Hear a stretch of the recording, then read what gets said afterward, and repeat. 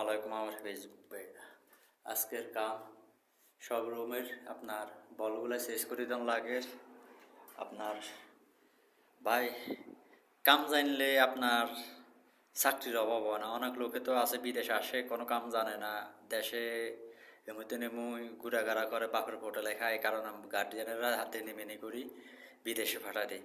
তো বিদেশে আসার পরে ওরা তো কোনো কামে জানে না, কিন্তু ওদেরকে যে কোনো কাম দেয় ওরা সহ্য করে করতে হবে ভাই। দেখা দেখা একটা দেখলে একটা কাম আপনি শিখতে পারবেন, একটা দেখলে একটা কাম শিখতে পারবেন।